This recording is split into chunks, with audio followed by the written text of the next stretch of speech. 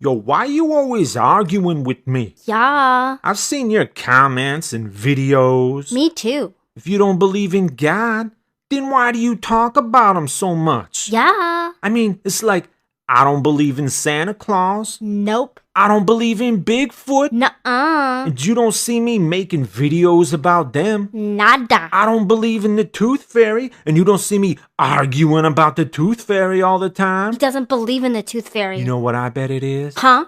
You hate God. Yup. You're mad at God. Amen. Did something bad happen to you? Well, Or maybe it's just because you know God's gonna judge you. that is brilliant. Atheists just hate God. I want you inside me.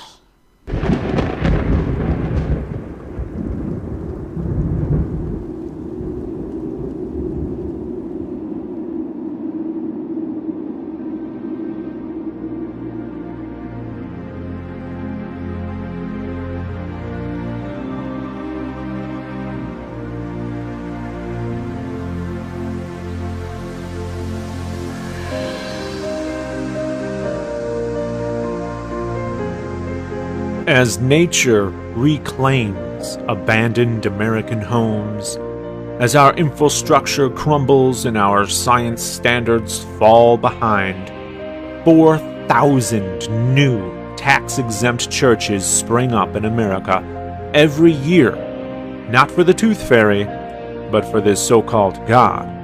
There's hundreds of thousands of them, outnumbering schools, stores, restaurants, museums. These churches fill my neighbors' heads with notions of God, a God who's everywhere all at once, but they have to go to the church to give him money. Curious.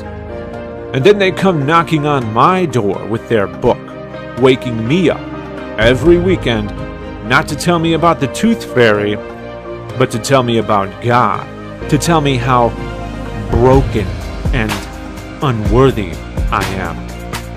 If all this were done in the name of the Tooth Fairy, might you have something to say about it? The book of this supposed God is the best-selling book of all time, not because people want to read it, but because it gets pushed upon everybody.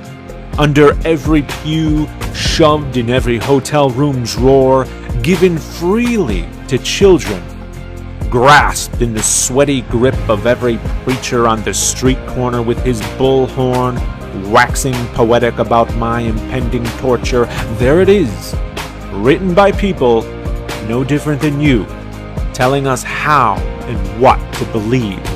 And they're not talking about the Tooth Fairy, but if they were, might you have something to say about it? You say America was built upon Christian values, not Tooth Fairy values, and few politicians are considered electable without an obligatory "God bless America," no different than it appears upon countless billboards and bumper stickers placating the masses who need you to be like them, unlike Tooth Fairies.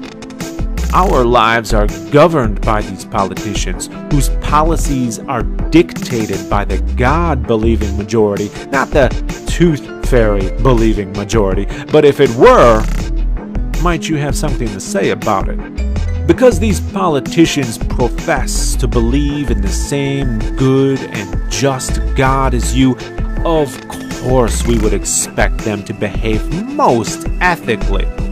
But do they? Of course not. Despite that, it's the non-believers who aren't trusted. Maybe that's because of the slander spread about us from self-proclaimed fair and balanced news all the way to the book of Romans, the propaganda of ages past, which they parrot often without thought or empathy. Or maybe it's because we dare to object. Is that really so outlandish? After all, if the situation were reversed, might you have something to say about it? Now, I could give countless examples of impositions that might cause me to talk about a God I don't believe in, but in the end, what if it simply interests me, as it did Epicurus, who lived centuries before Jesus? Not to mention the countless skeptics since who actually played a part in shaping the God you believe in through the desperate rebuttals they received. Now, I know I'm not oppressed. I'm no victim. Maybe that's because I choose not to be. But as I see many Christians crying about their persecution simply because they can't be the even greater imposition they want to be, I can't help but shake my head and wonder how in the world they would cope with an extra mile in my shoes. Believer, I don't talk about God because I know He exists. I talk about God because I know you exist.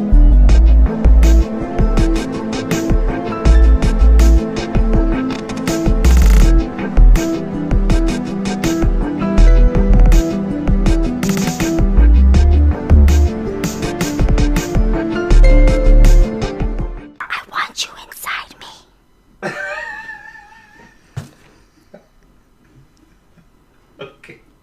Okay, can you do me a favor?